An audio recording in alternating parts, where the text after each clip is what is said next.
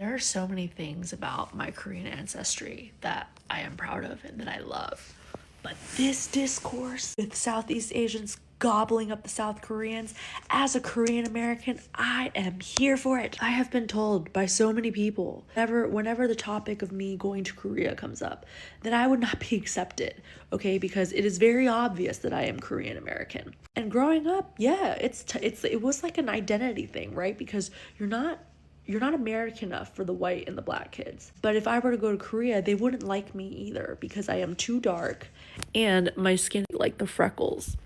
Also, I'm like a size small here, but over there I'm like an XL. But all that to say, the paradox here is that like the actual South Koreans are really mean to Korean Americans. So like, yes, of course they look down on Southeast Asians. They look down on their own kind. Like everything in the like modern Korean culture is like so based on America, right? Like K-pop is like rooted in American hip hop, and they use English words in their songs, and a lot of their fashion like American, like they're obsessed with like westernizing themselves, etc., etc. Surgery to make their eyes bigger and like their nose, like that's why they have so much plastic in their bodies, like the actual South Koreans. So again, as a Korean American who was told I would never be accepted over there, I'm kind of here. I'm kind of here for that. One posted on one of the comment sections like, "Hey, this conversation isn't gonna end anytime soon because plastic takes a long time to decompose." And then someone also put like, "This is the new Korean flag," and it was a recycling sign. Like, I'm sorry, like I'm not shading anybody for getting any plastic surgery. In Korea, it is the plastic surgery capital. It's rooted in a very insecure culture, clearly, but I gotta say, I am here for it. I am here for the roasting. Y'all should forgive me, but I'm still on the Asian side of things. Hey guys, welcome to my YouTube channel. Thank you for stopping by. So credit goes to all the creators, guys. Internalized racism exists in every race. And one thing that Korean Americans are talking about right now is the fact that it's not just racism from outside, but racism and rejection from their own people. And some Korean Americans are saying that they have been made to feel like they are not real Koreans, right?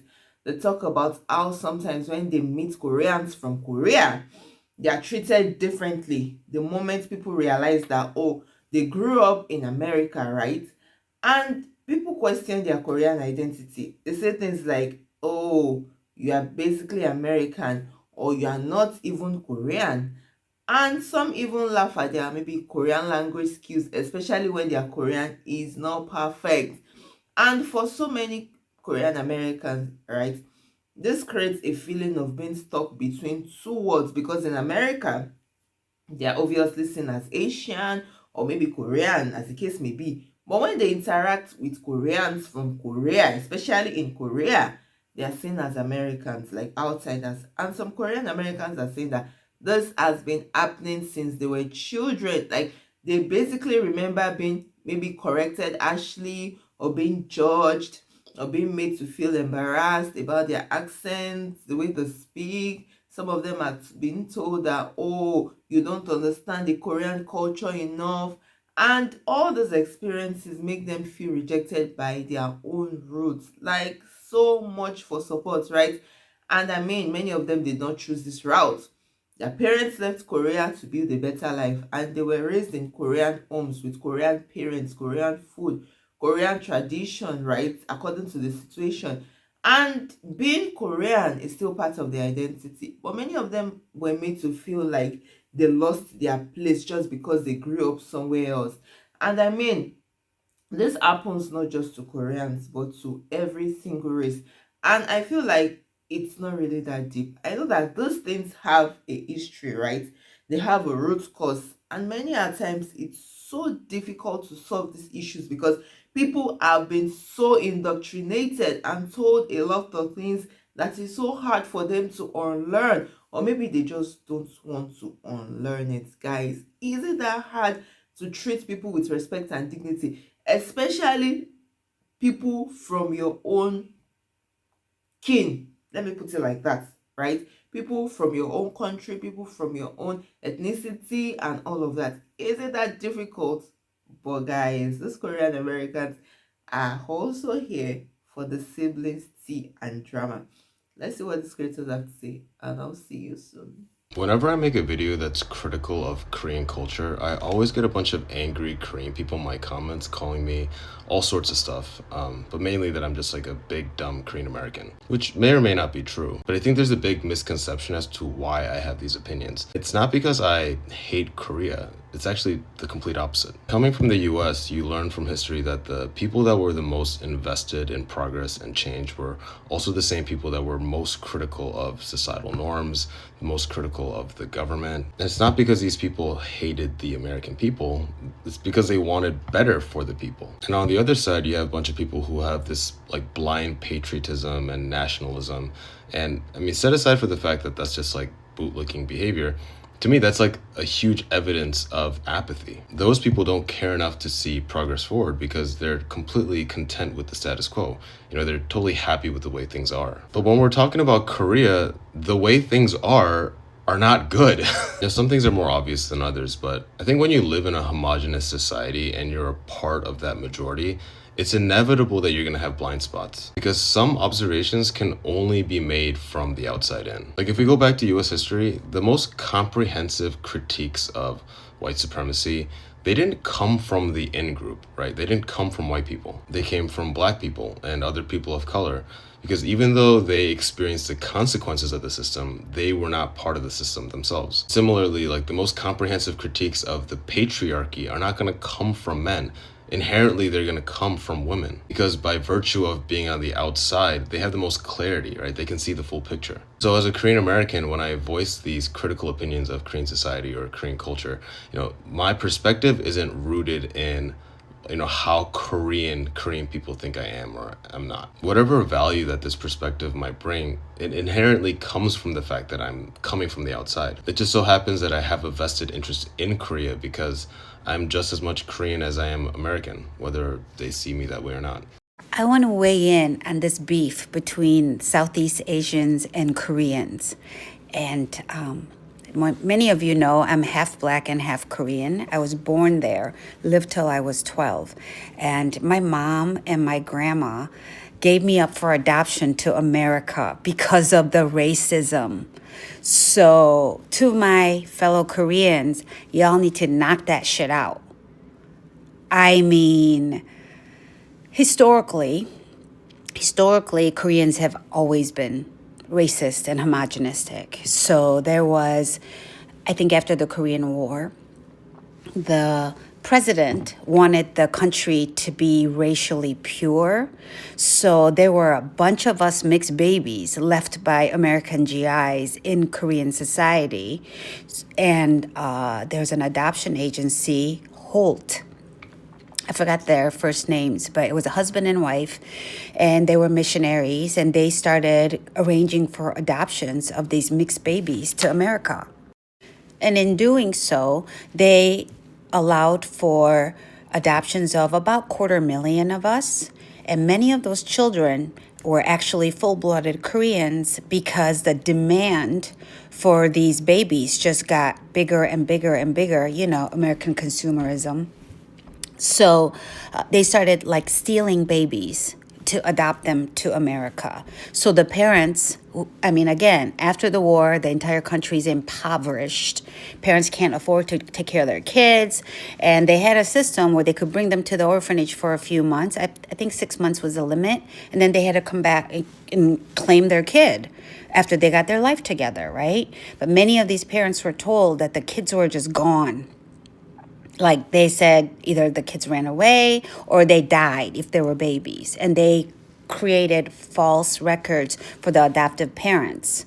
So all of that is coming to reckoning. And there's a lot of different things Korea as a nation has done historically that was humanically just messed up. So you would think the young people now benefiting from Black culture and other cultures like as a whole, they would just be a little bit softer. But apparently they're not. I'm so embarrassed.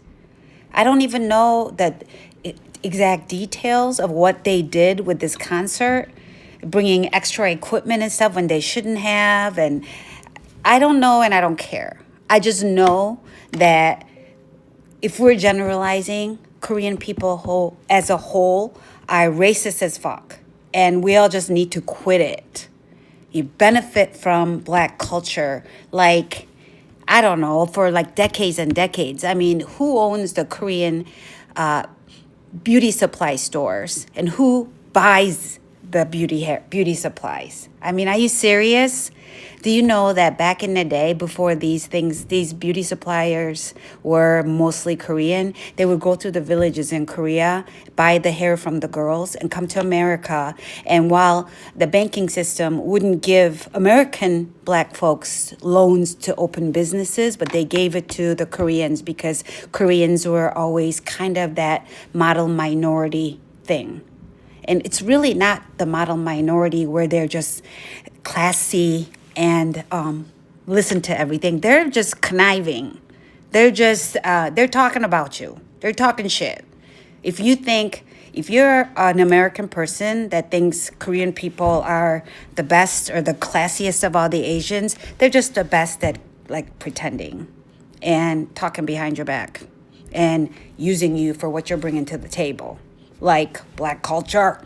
So, whatever this beef is, I don't know the gist of it. I don't care. Koreans need to just quit it. Guys, honestly, this feeling and this internalized racism, it's not news. It's not something that is new. And this is when people start believing certain ideas about their own group. Ideas about maybe who belongs, who is better, right? Who can be accepted by the society, or who is less authentic. And the truth is that, like I said before, it doesn't happen just in Korean communities. It happens in every race. It happens among Africans and African Americans. It happens among Asians. It happens among Latinos. Let's not even go there. So it happens everywhere. People that grew up in the homeland, right, sometimes see those that grew up abroad as outsiders. They see them as maybe less connected, less authentic, less real. And at the same time, those that grew up abroad already deal with, the racism from the outside world. So they end up facing rejection on both sides. This kind of internalized racism doesn't just disappear overnight. It is learned. It comes from history, from pride, from so-called identity, or from the idea that being real, right, means fitting into one specific image. And people start to believe that if you didn't grow up in the homeland or speak perfectly or live the same way they did, you don't belong. Says who? And for Korean Americans, it creates this silent struggle because on the outside, people see them as Korean. But inside the Korean community, they are sometimes, treated as outsiders, guys. It doesn't even make sense for me because it makes people feel as if maybe they are not enough, and it makes them feel as if they are stuck in between. But guys, I feel and I believe, which I believe you also believe, that identity is not defined by geography. You don't stop being Korean just because you grew up somewhere else, right? Your roots are still your roots. And internalized racism can exist in any race, but it does not have to continue, right? It can be recognized, it can be challenged, and it can be changed because I feel like the lesson here is at the end of the day, no one should feel like a stranger in their own identity. But apart from that, Korean Americans are here for all the sibling tea, and drama. And they are calling their own out, right? And they are telling their own to stop all this racism and let peace reign. Like, should not be that hard. Anyways, guys, let me know what you think in the comment section. I really love reading your comments, guys. I mean, I learned so many things from the comment section. I really want to hear from you. And if you have found value in this video, don't forget to like, share, and subscribe. Turn on your notifications so you can know when I post a new video. And I'll see you in my next video. Please stay safe. Ciao.